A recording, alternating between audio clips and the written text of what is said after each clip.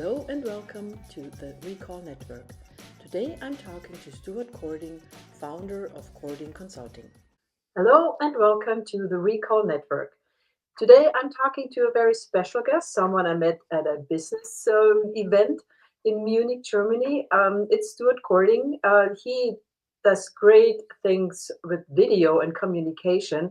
And so this is a very it might seem to be a different topic, but in the end, and you'll see how. We'll get to the food and recall area, and so yeah, let's just start by you, Stuart, introducing yourself to the audience, please. Hi, Stephanie. Thanks ever so much for inviting me. Yeah, I'm actually an electronics engineer and spent many decades working with semiconductors and electronics, all that good stuff that you find in your smartphone, in your washing machine, in your coffee machine in the morning when you need that coffee boost to get started. And over the years, I've spent a lot of time working with marketing departments, writing about technology, communicating how technology can be used, the little tips and tricks that engineers like myself like to share with one another on how to get an edge over the competition and get the most out of technology. And with time, I've started to realize, and we'll get onto this later, I'm sure, how important video today, what an important role it plays in communicating and being able to access all those social media channels we're expected to fill today. Yeah. And you might already notice a little difference from my usual recording. So this interview is not being recorded on Zoom. We're using StreamYard this time, something that Stuart introduced me to. So we're now giving it a try, and it already looks just wonderful to me. But let's start with the topic itself, communication. And you already kind of touched it a little bit in your introduction, Stuart. So, why is a proper and accurate communication so important these days? And what are the competitive advantages that companies get from using it the best way possible? What do you think? What is your opinion? Well, I can mostly speak from my domain where I operate. Now, engineers are typically well known for being quite held back. They're not, they're a bit sort of introverted in their communication style. And one of the other aspects of an engineer's persona is also a need to build up trust. They want to be sure that when they're selecting a chip or some software or a component for whatever it is they're building, that there's trust there between them and the supplier, and that they won't be let down by making the decision that they're making. Ultimately, they're looking to protect their reputation through that decision. Nobody wants to be the person who championed a particular solution and then find out 3 weeks before they're supposed to go into production, oh dear, the solution that was promised by supplier X isn't available, isn't going to work. And they've been let down, and in doing so, they've actually let down the whole team by championing that solution. So this is really an important piece of knowledge for the B2B marketing community that are working in this space with technical decision makers, potentially also, I think, with scientists as well. I think there's some overlap with the scientific community. And what's Mhm. really important is that during the B2B marketing activities, obviously there's lots of stages to it. There's the whole funnel from awareness right through to making a purchasing decision. But a strong aspect of the B2B marketing campaigns that you are executing will be about sharing knowledge, technical knowledge with the engineering community to convince them that you are a team of people who are very knowledgeable in that space. You're able to provide support, you're able to provide answers to the questions that those people have. And as a result of that understanding for the market, what happens in a B2B marketing team is that a lot of content is created in the form of blog material, short little 800 word or so pieces where we break down a problem into little pieces, technical articles, which are often shared amongst the press, lots of white papers, case studies, and all of these things. And the idea really is to be knowledgeable in your space and explain to people that if they work with you, you're a trustworthy partner and they can rely upon you. But as I said, a lot of that marketing today still is in text format. Yeah, yeah, absolutely. And it's not all about recording interviews, sharing reels, or just little video introductions or explanations, or yeah, it's your brand actually that's on the line here, and you want to represent your company, your products in the best way possible. You want to share as much knowledge that brings you more customers. So communication is key, and then the proper communication is so very important these days. We have so many channels actually, social media channels, but then also then there is AI, which kind of plays a huge role nowadays, and you have so many different areas where you want to communicate in the best way possible. May it be kind of professional tools such as LinkedIn or Xing in Germany, or social media, and then you want to, as you already mentioned, your website. You need content there. You want to have blog posts. You want to have newsletters to be sent to your potential customers. And so there is so much work that needs to be paid attention to. And yeah, so I know because we've talked about this, and I guess you know where I'm heading with this. There is a rather easy way to get as much work done by, for example, recording a video or an interview like we are doing, and then using AI to kind of do the rest for you. But Exactly. why don't you share a little bit about that for Yeah. our listeners? So I've been self-employed as a what you would normally term in industry as a copywriter for the last 5 years, and what that means is that big companies, big organisations, they come to me to write content on their behalf as a ghostwriter, essentially, when they don't have the capacity and time internally, or maybe they don't actually have the correct resources. They've got technically knowledgeable people, but those people are busy doing other jobs, and they're also not writers. They don't know how to write in a manner which is suitable for a blog or for a piece for a magazine.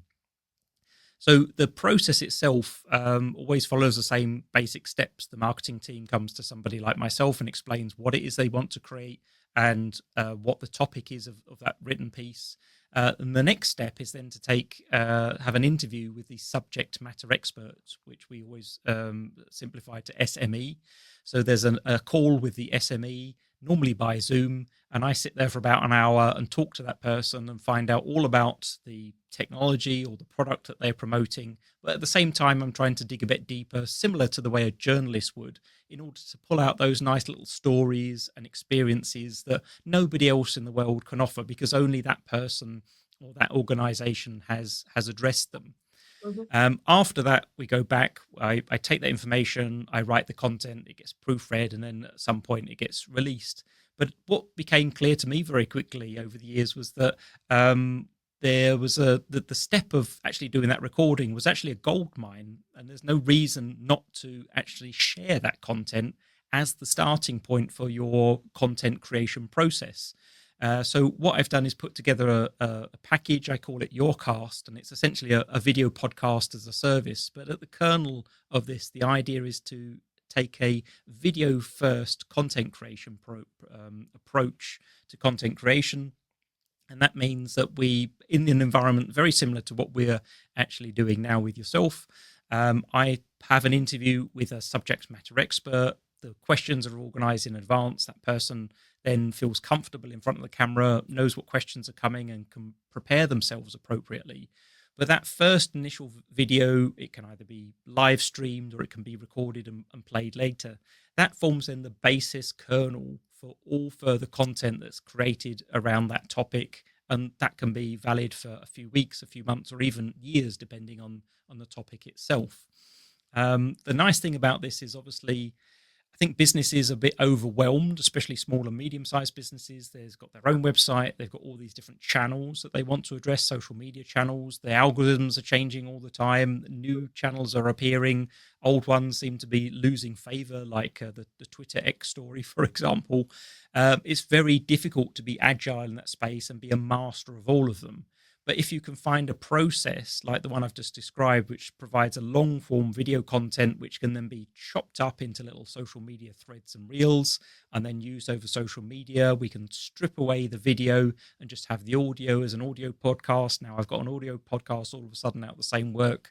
And if I take the transcript, I've then got words which not only I can use, but I can potentially give to other people, other experts, other writers who are not experts. And there's those quotes and stories and information in there which can be repurposed time and time and time again for lots of different purposes. And the other point that you mentioned as well was artificial intelligence. Now, artificial intelligence, ChatGPT, and everything is very clever, but one of the challenges of using it is it often makes mistakes or hallucinates completely, guiding you in completely maybe a wrong direction. But there is something to be said for using something like ChatGPT, or there's a tool called Notebook LM from Google, and feeding these tools with your source information and say, I have this interview, I have these words from this expert, and I have maybe some other documents as well from the past which cover this topic, and I've got this page on a website. Please, can you analyze all of these sources and then potentially, can you write me 800 words based upon what you've seen here? Or can you answer the following questions and give me these answers? Or could you take a look at this and suggest 5 posts in a carousel for LinkedIn, or some statistics that we could turn into an infographic? The biggest challenge, I think, for people with artificial intelligence is simply the fact that at the minute, from a content marketing context, they don't have enough content in order to feed a tool like that for it to be beneficial for them. And by using this video first approach, getting their team, their experts on camera, that really feeds that machine. Yeah, and then of course there's always fear of the unknown. And I know that specifically in Germany, a lot of companies or people are a little bit holding back, or just the curiosity is not as strong as it should be, maybe. But I think we're getting there eventually. And yeah, now coming back to closing to the loop to food safety, and recalls, let's kind of transfer all of what we heard or discussed about so far into the need for a fast, global, and accurate communication in sensitive areas such as recalls. Exactly. Yeah. What are your thoughts on that, and how can we use said communication to protect consumers and brands, of course, because it is a brand protection, as we all know, in the end, that is very, very important for companies. Exactly. I think the most important thing about any crisis management is good communication, timely communication, and accurate communication, especially in today's world. And this is obviously something that you're involved in as well. One of the most important thing is to not allow the void to be filled by other voices and half truths.